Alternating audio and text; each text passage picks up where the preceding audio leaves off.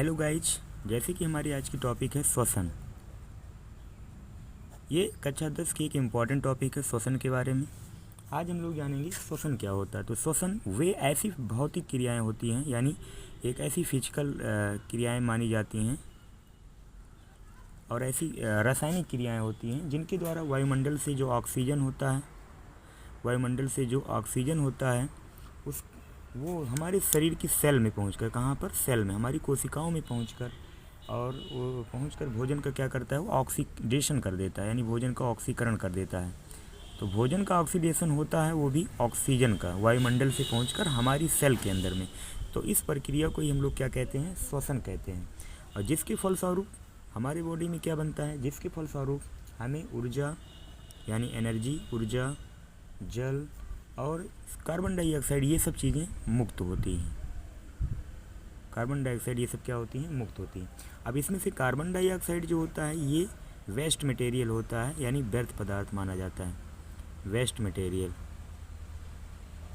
यानी व्यर्थ पदार्थ माना जाता है।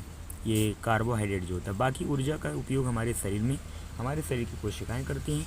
यानी हम कह सकते हैं कि हम कार्बन डाइऑक्साइड क्या होता है, हमारे बॉडी में गया और बॉडी से फिर क्या होता है, डायरेक्ट बाहर निकल जाता है, आउट, यानी बाहर निकल गया।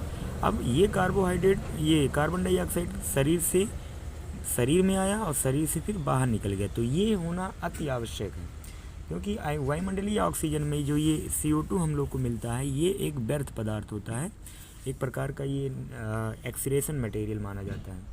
अब हम लोग यहाँ जानेंगे कि इसमें क्या कंडीशन आती है, श्वसन किस प्रकार के जीव अलग अलग टाइप के श्वसन करते हैं। जैसे जितने भी स्पंज हैं, यानी पॉरीफेरा के जितने भी प्राणी होते हैं, ये सांस लेने की प्रक्रिया बॉडी की सरफेस से करते हैं, अपनी सतह से करते हैं, यानी बॉडी सरफेस से। केंचुआ जो होता है, केंचुआ जो सांस लेता है ये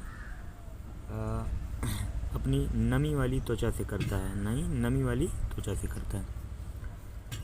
जो मेढक होते हैं, यानी यंग मेढक जो होते हैं, यंग फ्रॉग जो होते हैं, ये लंग्स से करते हैं। यंग फ्रॉग यानी अपने फेफड़ों से करते हैं। लेकिन जो एडल्ट फ्रॉग होते हैं, एडल्ट फ्रॉग जो होते हैं वो गिल से कर सकते हैं।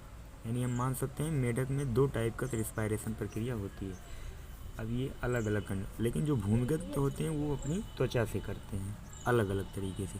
तो ये हो गया रिस्पायरेशन। मनुष्य, हम लोगों में जितने भी बहुकोष की ज़्यादातर प्राणी हैं उस सभी में लंग्स पाए जाते हैं, यानी फेफड़े पाए जाते हैं।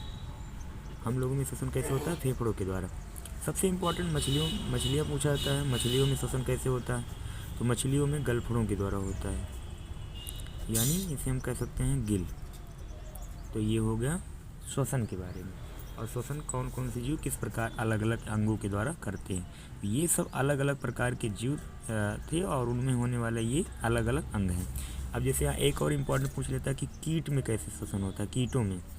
तो अब कीटों में श्वसन प्रक्रिया जो होती है वो ट्रैकिया के द्वारा होती है, यानी श्वास नली के द्वारा, श्वास नली के द्वारा होता है। ठीक है। अब आगे हम लोग जानेंगे कि सबसे इम्पोर्टेंट बात तो हम लोग जानेंगे कि जो मनुष्य में किस प्रकार श्वसन प्रक्रिया होती है, ये हम लोग आगे सीखते हैं। मनुष्य में जो श्वसन प्रक्रिया होती है ये फेफड़ों के द्वारा होती है, फेफड़ों के यानी लंग्स के द्वारा होती है। ये इम्पोर्टेंट है, वो भी मनुष्य में हो रहा है।